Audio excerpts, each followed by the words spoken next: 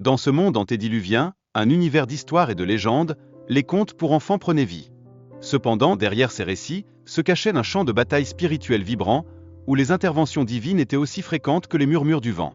Chaque événement était tissé dans le grand dessin du destin de l'humanité, un destin que peu pouvaient véritablement comprendre. Malgré la proximité des hommes avec leur Créateur, la Bible révèle une vérité troublante. Les cœurs humains étaient souvent attirés par le chaos. La beauté resplendissante de la nature était déjà assombrie par la méchanceté qui émergeait de leur cœur. C'était comme si, dans leur quête de lumière, ils s'aventuraient davantage dans l'obscurité. Avant même la chute de l'humanité, une rébellion céleste avait déjà eu lieu, marquant le début d'un conflit sans précédent. Des anges, créés pour servir la lumière, avaient choisi de désobéir, provoquant ainsi une rupture dévastatrice dans l'harmonie de l'univers. Cette rébellion annonçait l'ombre du chaos qui allait s'abattre sur la terre. La création des anges avec libre arbitre leur offrait une liberté précieuse, mais cette même liberté devenait une épée à double tranchant. En choisissant de se rebeller, ils ne se contentaient pas de briser des liens spirituels. Ils engendraient des conséquences qui résonneraient à travers les âges. Leur choix aurait des répercussions profondes et durables sur l'histoire de l'humanité. Ainsi, la lutte contre le mal ne se présentait pas comme une simple métaphore, mais plutôt comme une structure organisée de ténèbres. Parmi les déchus, une hiérarchie s'établissait, chacun jouant un rôle crucial dans la vaste lutte spirituelle. Cette organisation, loin d'être aléatoire, faisait écho à la complexité du mal et de ses stratagèmes. L'infiltration des Néphilim, ces êtres issus de l'union de la chair et du divin, représentait une tentative stratégique désespérée des anges déchus pour corrompre l'humanité. Leur objectif était de saboter le plan divin en contaminant la lignée humaine, un acte insidieux qui marquait le début d'une lutte pour l'âme même de l'humanité.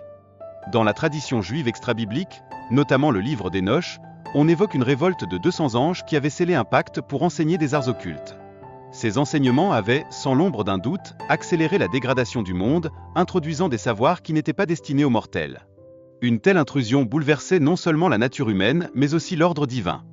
La séparation entre Dieu et l'humanité engendrait un désordre spirituel cocasse, impactant non seulement les âmes, mais aussi la nature et les cycles écologiques de la Terre. Les conséquences de cette rupture se faisaient ressentir à tous les niveaux, menant ainsi à une lutte désespérée pour la survie dans un monde devenu hostile. La Terre, jadis nourricière, devenait le théâtre d'un conflit sans précédent. Lorsque Dieu déclara la malédiction de la Terre, un changement cosmique se produisait.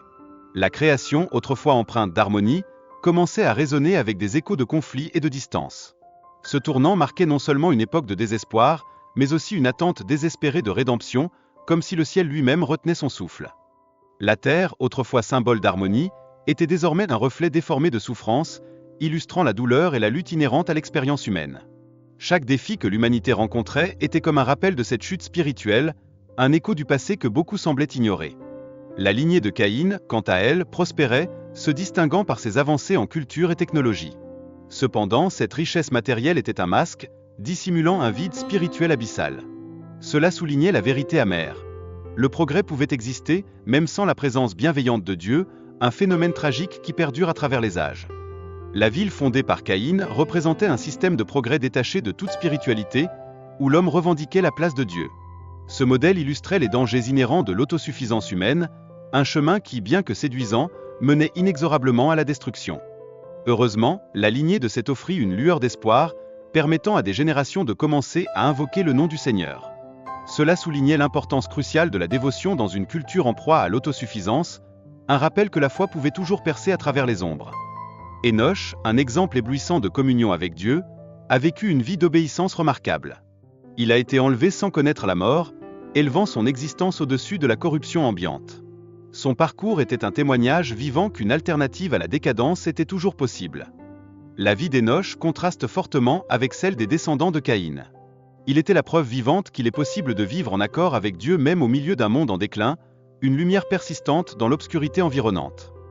Les anges déchus, dans leur quête de pouvoir, enseignaient aux hommes des savoirs réservés au domaine céleste. Cette approche, bien que séduisante, conduisait à une exploitation et à une manipulation destructrice.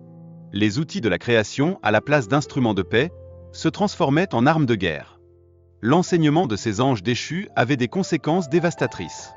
Malgré les avancées scientifiques, l'humanité stagnait spirituellement. La sagesse, mal utilisée, ne conduisait pas à la croissance, mais à la corruption, plongeant les âmes encore plus profondément dans les ténèbres. Les idéologies et croyances des civilisations anciennes continuent de nourrir des réflexions sur les enseignements des anges déchus. Des concepts tels que des dieux immortels et des connaissances secrètes perdurent, perpétuant les erreurs du passé et maintenant les esprits dans l'illusion. Ainsi, la société antédiluvienne s'est transformée en un miroir déformé de la nature humaine, où la méchanceté et la corruption étaient devenues la norme. Les valeurs, jadis sacrées, étaient inversées, célébrant l'injustice comme une vertu et plongeant les âmes dans la désolation.